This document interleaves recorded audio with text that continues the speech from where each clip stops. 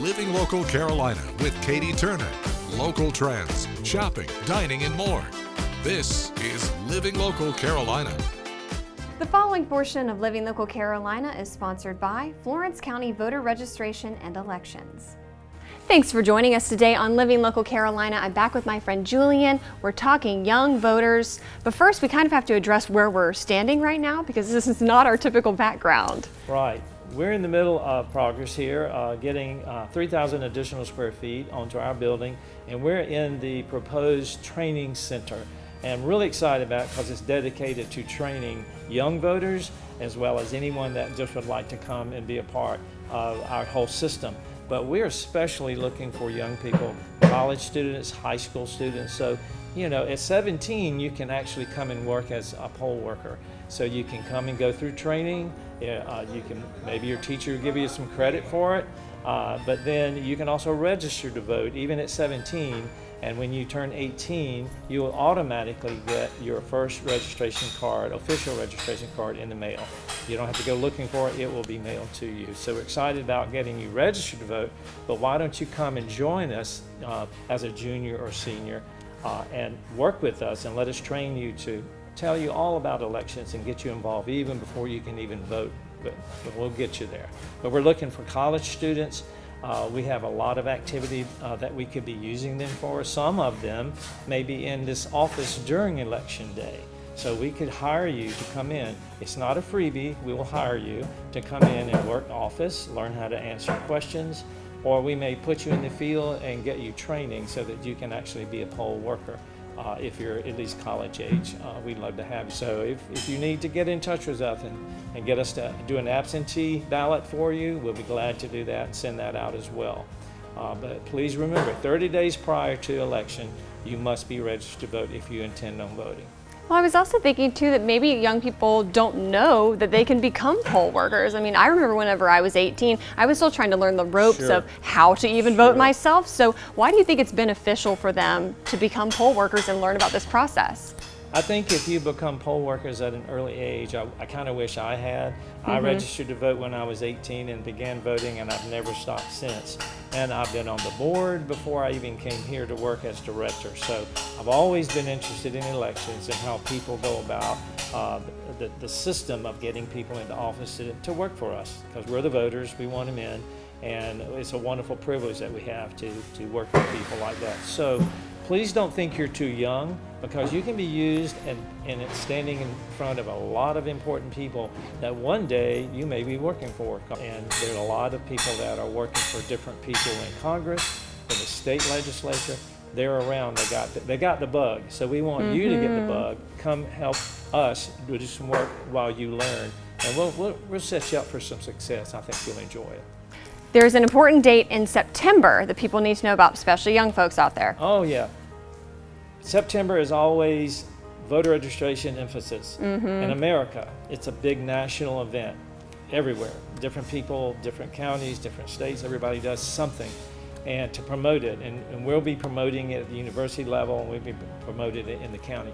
We want young people really to pay attention to that, because this is an opportunity for you to go ahead, register to vote if you need to, but also get involved on the ground and help celebrate National Voter Registration Day. So that's in the middle of the month. But we're going to be gearing up toward that. You'll see things in the newspaper and in print and digitally. You'll see a lot of things coming out about September in particular. So if you want to make that special while you're in college or in high school, get a group of your friends and come up to our office on National Registration Day, and let's get you all registered. We'll make it a party, and we'd love to have you, especially 16, 17, 18-year-olds, college students. That's what we want. We want to touch all the local colleges around here as well. So let's make it a fun day, and you'll see some information coming out soon. The following portion of Living Local Carolina is sponsored by Florence County Voter Registration and Elections.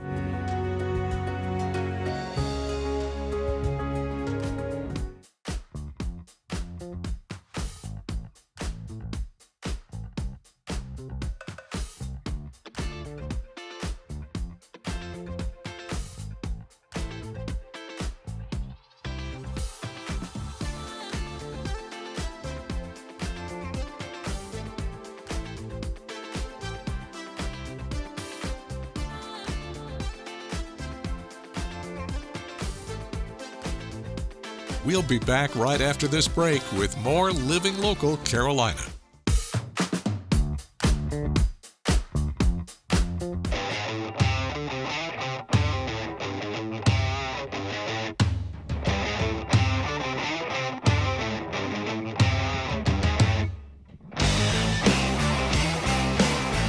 Guys, we're doing a cookout indoors today on Living Local Carolina. I'm back in the kitchen and I'm with Chef Jamal all the way from Florence. How are you doing today? I'm doing well. Thank you for having me. I'm excited to have you on the show. You are from the catering department and this was such a cool idea. This is for people who maybe don't want to go sweat in the heat at the grill. That's right. But what are we making? So what we're going to do today is we're going to dry rub some pork ribs and we're going to air fry them. You know, thinking about the show and thinking about some of your viewers is more the senior population, and with the heat, we're probably going to have a very hot summer. Yes. And everybody loves summer cookout food. Well, the air fryer has made it easy. We can air fry ribs and still have some nice char. Maybe not the grilled taste, but the nice char on our ribs as well. So we're going to jump in on that. All right, so what's the first step? What do we have here? These are pork ribs? Yep. Okay. Pork baby back ribs is what we have here. All right. And we have a house-made dry rub. My sous chef, actually, Renee Williamson, makes a nice dry rub. All-purpose seasoning is what she referred to it as, but it actually works very well as a nice dry rub. So we're going to coat our ribs with this first on both sides. And then I like a little marinade. Non-traditionally, though. So I like Italian dressing. So we actually made some homemade Italian dressing that we're going to rub into it just to make sure that the flavors are sealed in once we get the dry rub on. All right. So shout out to your sous chef. This is a special seasoning blend. Yes, Should I just go in? How much do you want me to use? Go ahead. We can't hurt. That's good. So what we're going to do now is we're going to actually rub that into the meat, like so. Yep. That's all right. We're going to do both sides. So Okay. We're going to make sure we cover the whole piece of protein. Yep. Make sure that we cover.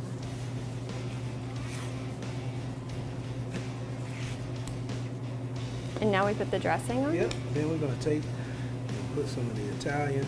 This is house-made Italian. Made it fresh. It's like moisturizing it. Oh yeah. Have you tried doing this with just the dry rub and no dressing? I have. It's actually good both ways. Okay, but you prefer it with the dressing on there? I do. I like it. It adds a little zip. It does. Now we're going to stick it in to the air fryer. Look at that. Finishing it with a little more sauce. Okay, so now the ribs are out of the air fryer. How long did we have them in the air fryer? We had them in the air fryer for approximately 40 minutes And what temperature? at 375. Okay, is there any discrepancy there? If you had them at 400 degrees, would it really matter? Would it char it too fast? I don't think it would char too fast. It kind of depends on how much of a char you want, is what I would say. It depends on how much of a char you want and how thick your ribs. You know, some of them are a little bigger, so it kind of you need to make sure that you understand the internal temperature of the ribs more so than just how long we had them in. So we're cooking good. We had actually some pretty smaller bones. So it's not, a spare rib would obviously take a little bit longer. So we want to make sure that viewers understand that every rib is not going to cook the same. Gotcha. So we have our delicious ribs all gorgeous and plated, but what are we making for our side dish? All right, for our side, we're going to have, it's summertime, of course. So everybody's into the fresh fruits, fresh vegetables. And so we're going to have a nice pasta salad. All So right. we're going to start with some, we got some tomatoes, some cucumbers, some bell pepper, some onion. We're just going to slice some tomatoes in half, fold those in, some cucumbers, cut them into quarters, fold those in, that kind of thing. So what do you want to start with first? I guess I'll do tomatoes first because those will be pretty easy.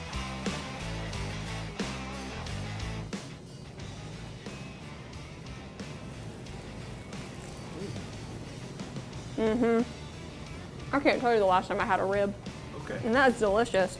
I like the flavor, the tenderness. Yeah, I like the sweet. great job.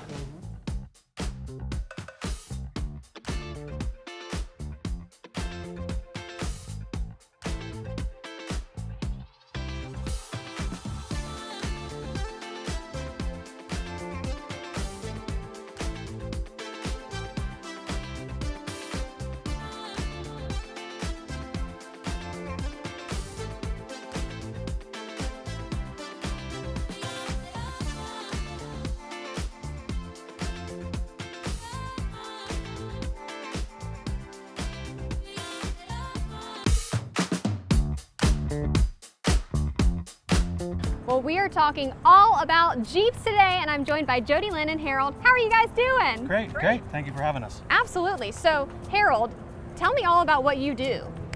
We are an off-road shop that specializes in anything from mild custom build to up to custom builds, lift kits, tires, suspension, gears.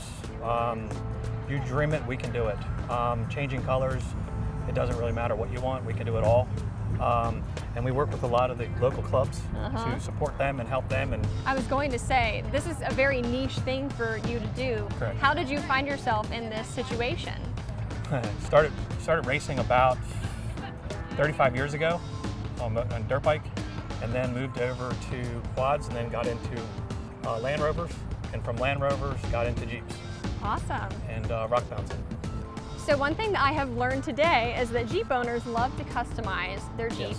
And there is a ton of different things that you can do to your Jeeps. Correct. What do you kind of see on a daily, weekly basis with people coming in? Ours is all over the place, looking just for tires, wheels, up to a full custom build. Gears helps gas mileage, gives you the ability to get a bigger tire and drive a lot better. The suspension work, and/or doing repairs on vehicles that unfortunately are not operating the way they should be. Yeah. Another big thing, light kits. Yes. That's also functional too, right? Because you got to Correct. be able to see at night. Yes. The light kits you can get really customized with the headlights, where you can have different colors in them. It's also brightness. There's different levels of brightness and different locations you can put them in. So it really gives you the ability to be unique and make it your own. And then you can actually get your own colors, but you can see a lot of the Jeeps here have certain colors that they want to go towards. So we put in lights that will actually give them more accent into that color. And everything runs off of Bluetooth, so it's pretty cool. easy to use. Neato. So if anybody watching right now wants to come by and talk to you about their car, how Most can they do that? Southern Crawlers 4x4, we're on Facebook, website, and/or they can give us a call.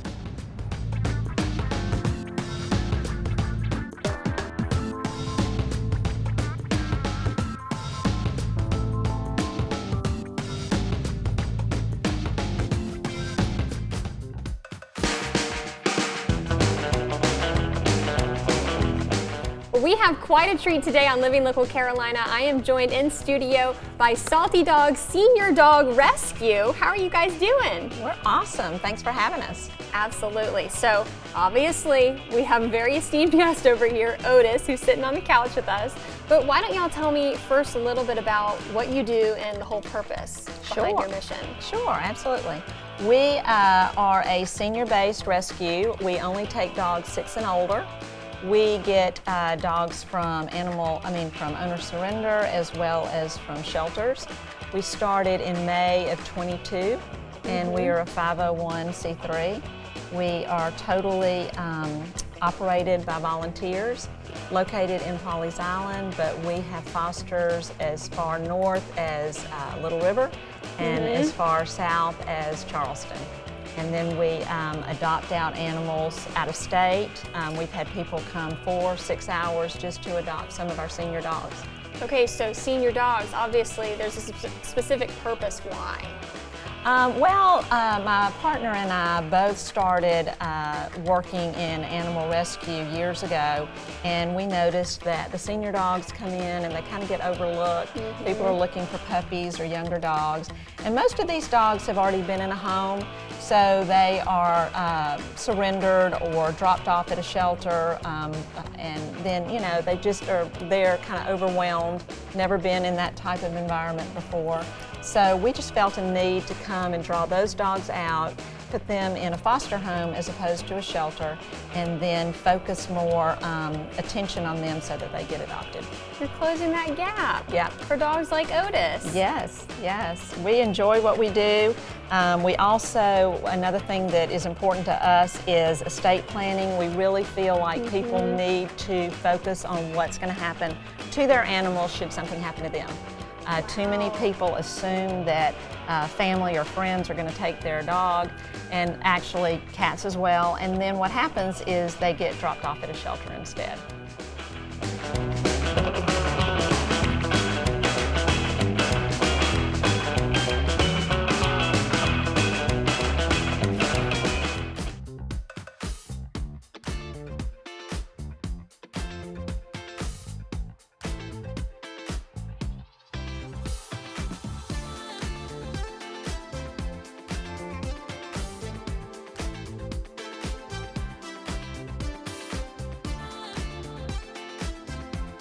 We'll be back right after this break with more Living Local Carolina.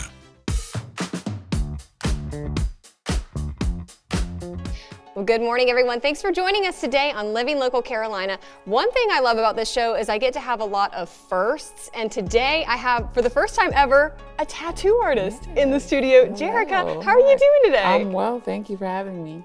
Okay, we've been talking for a little bit, and you obviously are a tattoo artist. We're going to talk about that, but you just are an artist in general. Right. How did you first get into the arts in the first place? So first it started, back in 4th grade. I was, a child, and I started dabbling in just drawings and doodles, and I realized I was pretty good. I tried to impress a few people, and they loved the feedback from me giving them like art drawings and gifts, and so from there it stuck with me all the way to adulthood. And now that's just like my career. That's what drives me. That's where I am. Yeah, I can tell that you're very passionate about this. Yes. So where did the tattooing begin? So I started off background graphic design, graduated for, did 2 years associates and bachelors for graphic design work. But after college, I wasn't really into, the professional corporate business type work. I'm more of like, freelance, more of like a laid back type of artist. So I kind of wanted something that was more hands-on, but not so, professional and direct and corporate. So I wanted to transfer that and my energy into, tattooing. People love my work and they want it on their body. So I was like, let me try that. After college, I was like, let me channel that, see if I can get into it. And I just started, dealing with mentors, doing my research, getting classes and getting certified to become an artist. Yeah, it's got to be a little daunting at first. It is. It was very scary. Very scary because people. This is life lasting. People, it's on people's skin, and you want it to be great. You want your artwork to what you can do on paper to reflect on skin.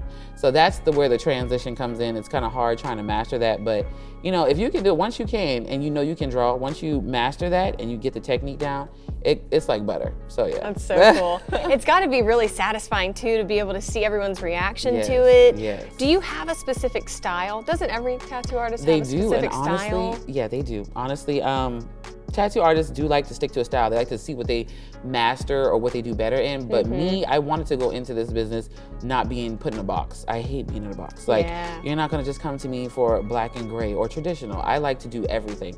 So I definitely have tried to work on, I have a wide variety of styles that I try to work on, and I perfect everything. So from typography to, I love doing portraits. I love color pieces. I love color. Anything with color. I'm a colorful person, so I try to encourage my clients to get color. And then, just from there, they just try to, we bounce ideas back and forth, and I try to be as creative as possible. I love it. I love it. And talking about creativity here, you do stuff outside of tattooing as well. Yes. Can you tell people what else what are you up to? So right now, this last past year, I've been dealing with mixed media. So doing canvas pieces and going to pop-up art shows in different states to sell and be a part of these art shows. You know what I'm saying? So I've been doing 3D art, things that have textures and layers, and I've been playing with epoxy resin that people are familiar with. Yes. So with that, it allows me to have these pieces that should be in like an exposition but I'm selling them so they can have it in their houses and keep it as pieces and remember me that. So, and they're large canvases, you know what I'm saying? They're not small, they're like, wall pieces. Yeah. And then also this year I am channeling into doing flooring, epoxy resin flooring, and like countertops for like businesses and houses. So anything dealing with epoxy resin, I try to get my craft into that a little better and, perfect that so I can see where that goes. Yeah, you can do a little bit of everything. Right, I try to. Love it. I try to be a jack of all trades. I love it. Okay, how can people get in contact with you, learn a bit more about you? Yeah. So I do have a social media as well. I'm on many platforms. Instagram, that is at official_tatted by Jerry. And then I advertise on Facebook, Tatted by Jerry. And then also I have email, jsgraphics93@gmail.com. And then I do have my business line, my phone number. Did you want that as well? Yeah, so sure. 843-534-7434. And that's all my information there. Perfect. Thank you so much. I appreciate it. Thank you. I appreciate you having me today. Don't forget to like our page on Facebook and follow us on Instagram and Twitter. How to use the QR code. Just open the camera app on your smartphone, iPad, or tablet. Point your device at the QR code so the QR code appears on your screen. Your device will recognize the QR code and show you a notification. Click that notification and you'll come to our website.